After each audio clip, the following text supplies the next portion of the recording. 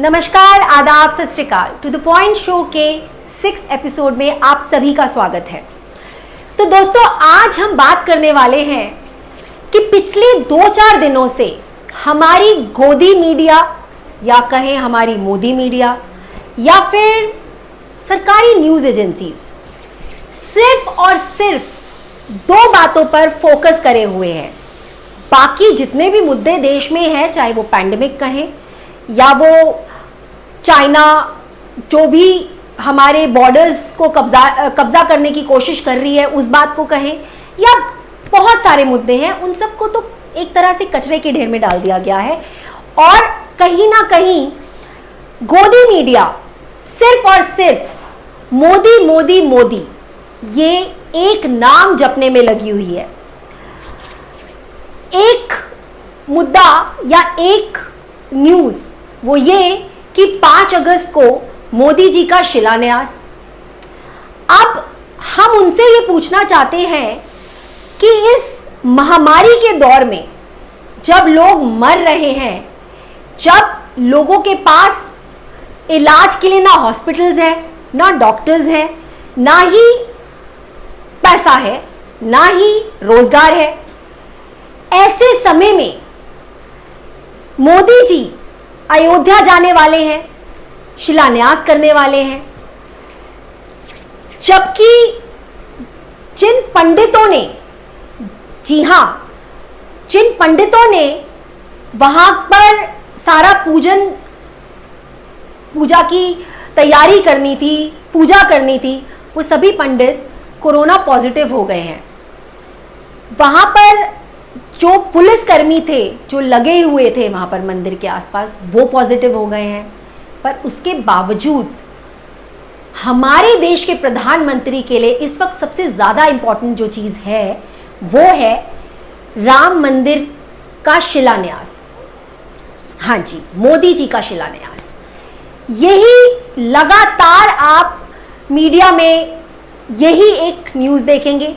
उसके बाद आपको जो दूसरी न्यूज़ दिखेगी वो दिखेगी राफेल डील।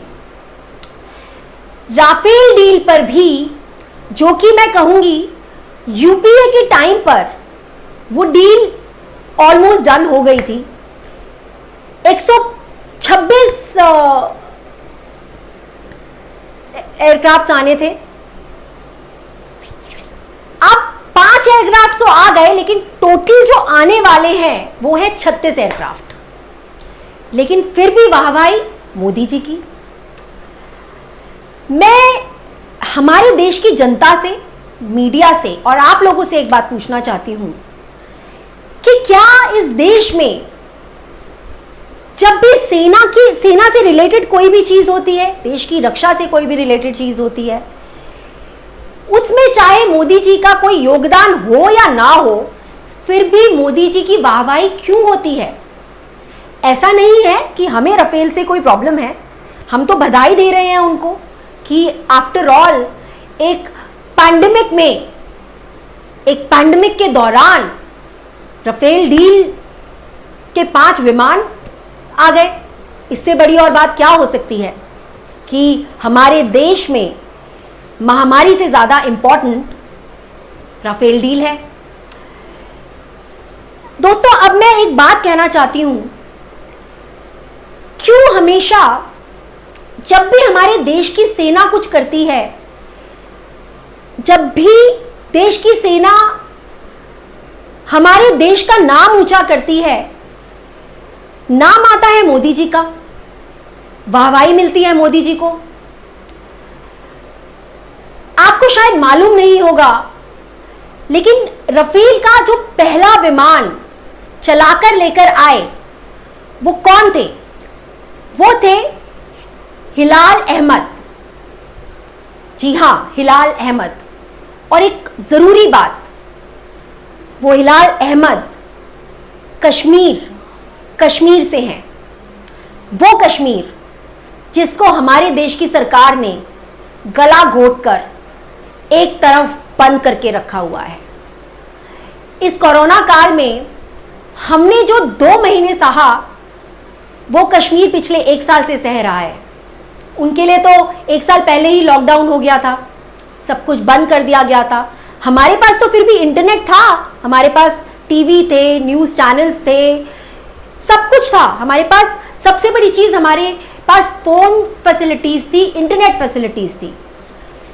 पर कश्मीर के पास तो अपने ही बच्चों से बात करने के लिए जो दूसरे स्टेट्स में रह रहे थे उसकी भी इजाज़त नहीं थी। लेकिन उसके बावजूद एक कश्मीरी जब इतना बड़ा काम करता है, एक कश्मीरी फौजी, एक कश्मीरी एयरफोर्स पायलट इतना बड़ा काम करता है, उसका कहीं नाम भी नहीं आता।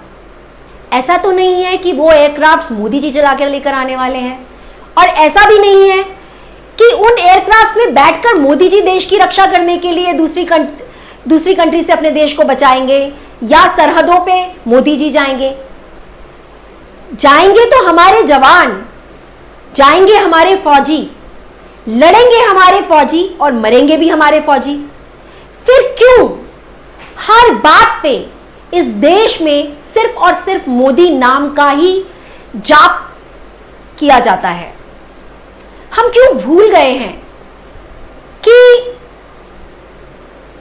हमारे देश में, या मैं कहूंगी किसी भी देश में, सिर्फ और सिर्फ सरकार का नाम नहीं होता। सरकार को हम चुनते हैं, सरकार देश चलाने के लिए बनाई जाती है।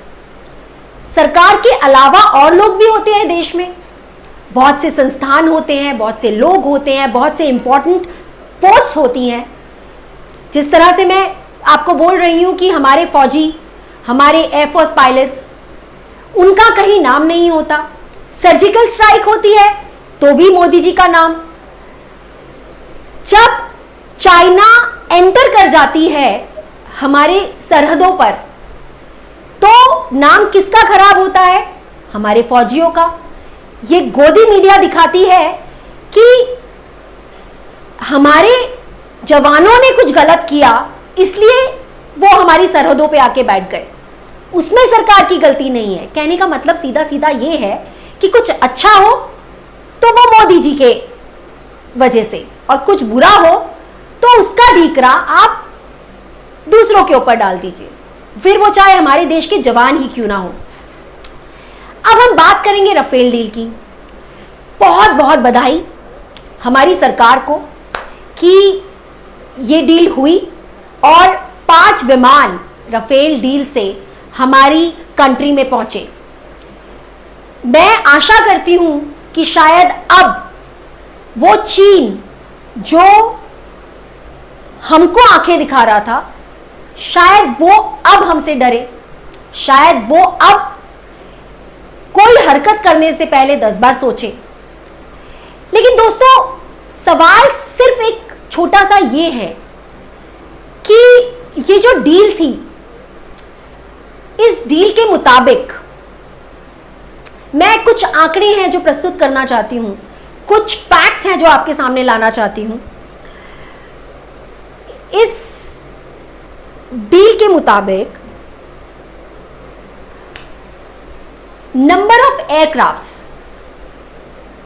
126, जो यूपीए गवर्नमेंट जब थी उनकी गवर्नमेंट के दौरान 126 विमान आने थे डील के मुताबिक।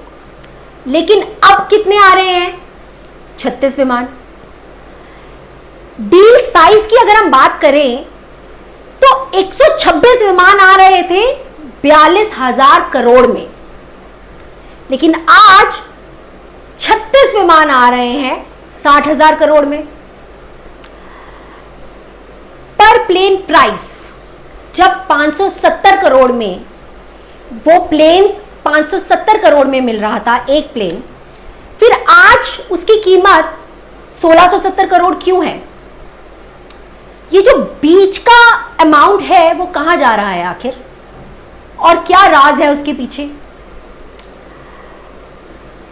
उसके बाद मैं कहूंगी कि HAL जो 70 सालों से स्थापित है इस देश में, जिनको तजुर्बा है विमान बनाने का, उस संस्था को यह कॉन्ट्रैक्ट ना देके अनिल अंबानी, जो मोदी के बहुत खास परिवार से ताल्लुक रखते हैं, मतलब अंबानी परिवार। अनिल अंबानी जी को दिया जाता है, जो ऑलरेडी कर्जे में डूबे हुए हैं। वो एक नई कंपनी खोलते हैं, उनको कोई तजुर्बा नहीं है विमान बनाने का या विमान उड़ाने का, पर ये डील उनको दे दी जाती है। तो ये कुछ फैक्ट्स हैं जिनके ऊपर हमें गौर करना चाहिए, जिनसे हमें मुंह नहीं फेरना चाहिए और जिन चीजों को हमें इग्नोर नहीं करना चाहिए।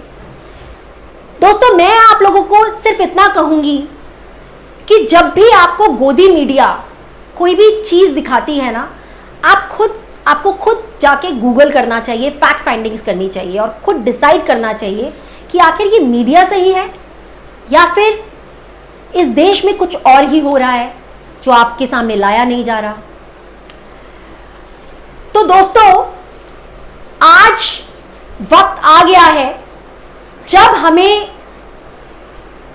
जो मीडिया दिखा रहा है उसके ऊपर विश्वास ना करके अपने दिमाग से सोचना पड़ेगा।